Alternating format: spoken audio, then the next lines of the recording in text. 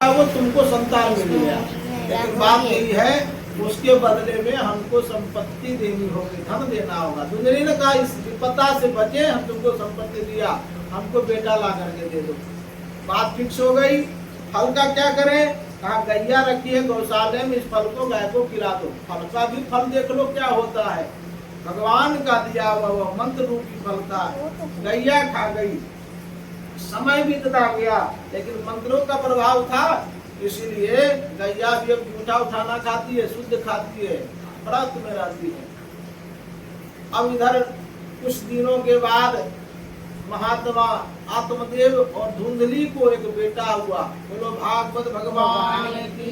वो दासी ला करके बेटा दे दी, घर में काम करने लगी, बच्चा पलने लगा। 1 महीने के बाद गौशाले में भी एक बच्चे का जन्म हुआ। गैया मैया ने एक मनुष्य बालक को जन्म दिया। मंद तो मनुष्य का डाला गया था, इसीलिए मनुष्य का बालक हुआ। कान गैया के समान था, इसलिए महात्मा आत्मदेव ने उसका नाम गोकर्ण रखा। बोलो गोकर्ण भगवान की जय। पशु का बच्चा उसी समय में चलने लगता है, तो गोकर्ण तुरंत खड़ा हुआ, पिताजी को प्रणाम किया और कहा पिताजी हम चलते हैं तपस्या करने। गदगद हो गए, देखो हमारे घर में एक भी बालक न था, हुआ तो हमको भी हुआ, गैया को भी हुआ। बड़ा विचित्र लीला। मन में विचार आया कि गैया को मनुष्य जैसा बालक कैसे है, लेकिन महात्मा हमारे घर में हमको जो होना था सो हो गया। तो इधर धुंधली को बोला कि हमारे बच्चे का नामकरण क्या होगा। देखो बच्चा हुआ, उधर नाम रखते मैंने गोकर्ण, कान है गाय के समान, गोकर्ण कर दिया। इस बच्चे का नाम कहा, धुंधली ने कहा मेरा नाम है धुंधली और हमारे बच्चे का नाम होगा धुंधकारी। बोलो धुंधकारी जी महाराज की। अब धुंधकारी राम मैया का संगति पकड़ लिया। मैया ने जैसा जैसा सिखाया धुंधकारी ने सब सीखा, और मैया का विचार ठीक ठाक ना था, इसलिए धुंधकारी ठीक ठाक ना निकला। धुंधकारी इतना कलयुग का प्रभावी निकला कि अब शराब वराब पीने लगा। भगवान का नाम तो जानता नहीं, भगवान का जो नाम लेता उसी से झगड़ा कर लेता। एक दिन पिताजी आत्मदेव ने कहा तुम शराब पीते हो, ब्राह्मण का बालक ये सब नहीं करना चाहिए। तो पिताजी से झगड़ा कर लिया। पिताजी बंगले पर रोने लगे, और गोकर्ण ने कहा था कि पिताजी, गोकर्ण को आत्मदेव जी ने कहा तुम्हारे घर में रहो। गोकर्ण ने कहा तुम हमारे पिता हो, जब तुम्हारी इच्छा होगी हमको बुलाने का तो तुम याद करना, हम सामने प्रकट हो जाएंगे। गोकर्ण जी को याद किया और वो गोकर्ण जी आत्मदेव जी के सामने प्रकट हुए। गोकर्ण ने खूब सुंदर समझाया है, और आत्मदेव जी घर छोड़ करके जंगल चले गए हैं। भगवान का भजन करते करते शरीर का त्याग किया है। अब बची धुंधकारी और धुंधली। अब धुंधकारी को पैसा देने वाला था नहीं, तो धुंधली से कहता पैसा दो। धुंधली को अब कष्ट होने लगा, धुंधकारी धुंधली को मारने लगा। एक बार धुंधली ने कहा हमारे पति अच्छे थे, ऐसे थे, विचार करने लगा, और विचार करते करते घर के आगे कुआं हुआ करता था, उस कुएं में कूद करके प्राण देती, और धुंधकारी का स्वर्गवास हो गया। बचा धुंधली का स्वर्गवास हो गया, धुंधकारी बचा। धुंधकारी ने घर को ही वैश्यालय बना लिया, चोरी करने लगा, इत्यादि करने लगा। एक दिन किसी राजा के यहाँ चोरी कर करके सोना चांदी ले आया। जो वेश्याएं थी वो घर घर नृत्य करती थी, राजा के यहाँ कभी गई थी। राजा के रानी का जेवर देख कर करके, गहनों को देख करके घबरा के करे तो रानी का गहना है, उस रानी के यहाँ गए थे। राजा चोरी का मामला जांच करवाएंगे, कहीं हम पकड़ा गए तो राजा हमको फांसी दे देगा। किया किसने? कहा धुंधकारी ने। कहा चलो धुंधकारी ने किया है, हमारा क्या जाता है, तो पकड़ा जाओगे, धुंधकारी के घर में रहती हो। तो ऐसा करते हम लोग 25-30 नारियां हैं, और धुंधकारी अकेला है, ऊपर से शराब पिए रहता है। तो हम लोग सब मिलकर के इसी का काम तमाम कर देते हैं। कहते हैं धुंधकारी को महिलाओं ने पकड़ करके उसी के घर में उसको मार कर करके उसके आंगन में उसको गाड़ दिया। बोलो भागवत भगवान की।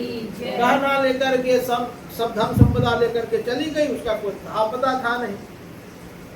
और ये सब कलयुग में होता है, ये सब अभी नई कलयुग है, और ये सब कार्यक्रम होने लगा। बोलो भागवत भगवान की। अब धुंधकारी का न पिंडदान हुआ न कुछ हुआ, अब बना भूत, अब भूत बना तो अच्छा भूत तो था नहीं, जो सामने आवे उसको डरावे, उसको धमकावे।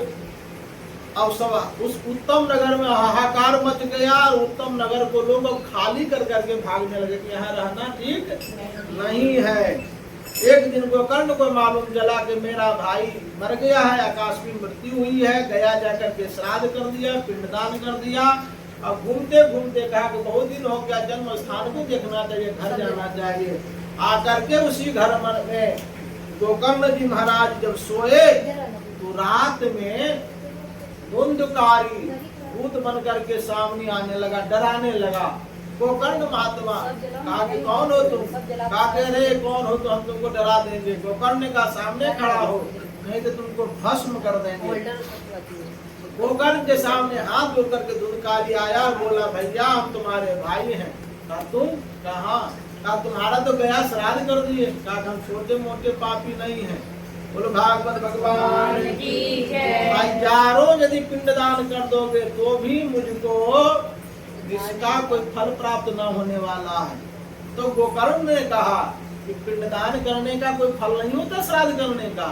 कहा होता है महाराज, उसी के फल के द्वारा, उसी का पुण्य जब जागृत हुआ हम तुम्हारे दर्शन कर पाए। यदि पिंडदान न होता तो आपका दर्शन मुझे प्राप्त नहीं होता। बोलो भागवत भगवान।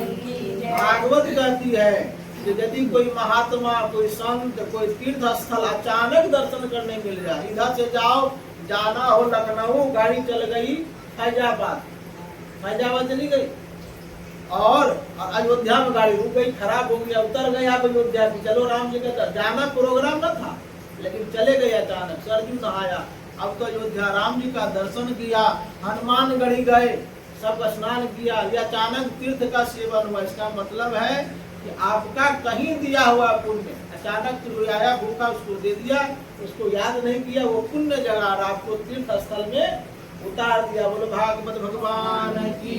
कोई महात्मा आते आते आप ही यहाँ रुक गया, क्या तुम्हारे यहाँ भंडारा होगा, बोलो चेला, तो समझो ये सब पुण्य जगह है। उसी तरह गोकर्ण, ये धुंधकारी ने कहा महात्मा गोकर्ण जो पिंडदान किए हो ना, उसी का पुण्य फल है कि तुम हमारे घर में आ गए और हम तुमको देख पा रहे हैं, इसीलिए कृपा करो, छोटे छोटे पुण्यों से मेरा उद्धार नहीं होगा, कोई बड़ा पुण्य करने के लिए तैयार हो जाओ। तब गोकर्ण ने कहा क्या करें? कहा कुछ उपाय करो। तो सूर्य भगवान प्रातः काल उदित हो रहे थे, तो उसी के पास गोकर्ण चला गया, बोला कि हमारा भाई भूत बन गया है, प्रेत है, अब प्रेतों का राजा महाप्रेत बन गया, उसके उद्धार का कारण बताओ। सूर्य भगवान ने कहा कि यदि उद्धार चाहते हो तो भागवत की कथा करो, सप्ताह भागवत की कथा करो। बोलो भागवत भगवान की। प्रातः काल ही उत्तम नगर में ही गोकर्ण ने व्यास मंच बनवाया और कथा करने लगा। और जब कथा होने लगी तो भूत कहाँ रुके, शरीर तो है नहीं, कहाँ जाए, तो वहाँ पड़ी थी सूखा बांस, बांस के अंदर होता छिद्र, उसी में वह बैठ गया और जा करके कथा सुनने लगा। एक दिन की कथा होवे तो एक पोर फट जाए, आगे बढ़ जाए, दूसरे दिन की कथा होवे तो दूसरा पोर फट जाए, इसी तरह करते करते 7 दिनों में 7 पोरों को फाड़ कर करके वह दिव्य स्वरूप धारण कर लिया। भगवान के सारथी आए रथ लेकर के और धुंधकारी को रथ पर बैठाया और जाने लगा और प्रार्थना करने लगा, हे गोकर्ण महाराज, हे मेरे बड़े भाई, आपकी बड़ी सदगति है, आपका बड़ा कृपा है, हम भागवत भगवान की कृपा से आज देखो यह दिव्य रूप धारण किया हूँ। हम पहले भूत थे, कोई हमको संग नहीं करता, आज वो देवता लेने आए।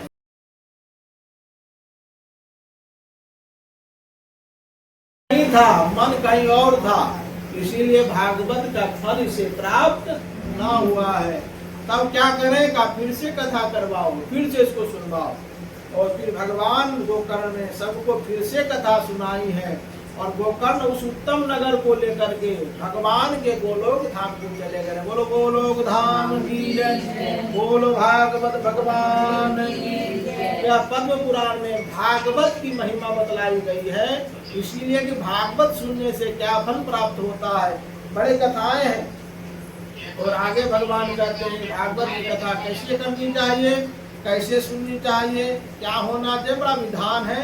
वो सब विधानों को छोड़ करके सिर्फ एक विधान है कि भगवान की चाहे जैसे भी हो, भगवान की कथा सुननी चाहिए। क्या खा करके करें? कहा कि जो मन करे, लेकिन ऐसी आहार ना करें जिससे मन ही अपवित्र हो जाए, मन ना लगे। मन खाने की वस्तु नहीं है, लेकिन मन जबरदस्ती खा लेते, इससे वस्तुओं को ना खाएं। और पेट भर करके नहीं खाना चाहिए, जिससे नींद लगे और आप आलस में हो। और पवित्र भोजन करके पवित्र वस्त्रों के साथ भगवान की कथा सुननी चाहिए। बोलो भागवत भगवान की जय, वृंदावन बिहारी लाल की जय। आगे की कथा कल होगी, कल पाठ भी होगा, और जैसी भगवान की इच्छा होगी वैसी कथा होगी। और भगवान का नाम संकीर्तन करते हुए भगवान की आरती करेंगे और भगवान की कथा को विश्राम देंगे। बोलो भागवत भगवान की जय। सीताराम जय सीताराम, सीताराम जय सीताराम, राधे श्याम जय राधे श्याम, राधे श्याम जय राधे श्याम, सीताराम जय सीताराम, सीताराम जय सीताराम, राधे श्याम जय राधे श्याम, राधे श्याम जय राधे श्याम, राधे श्याम जय राधे श्याम, राधे श्याम जय जीते जी तक सबसे नाता, जीते जी तक सबसे ना, उसके बाद न कोई निभाता, उसके बाद न कोई, जीते जी तक सबसे नाता, जीते जी तक सबसे ना, उसके बाद ना कोई निभा, अंत समय में आता काम, अंत समय में आता, सीताराम जय सीताराम, सीताराम जय सीताराम, राधे श्याम जय राधे श्याम, राधे श्याम जय राधे श्याम। भागवत भगवान की जय, वृंदावन बिहारी लाल की जय, दादा महाराज की जय, शौनकादि ऋषियों की जय, सनत कुमार की जय, नारद जी महाराज की जय, गोकर्ण जी महाराज की जय, व्यासी महाराज की जय, सीतारामचंद्र भगवान की जय, राधा कृष्ण चंद्र भगवान की जय, हनुमान जी महाराज की जय, गंगा महारानी की जय, नमः पार्वती पतये हर हर महादेव। चलिए आरती को थाली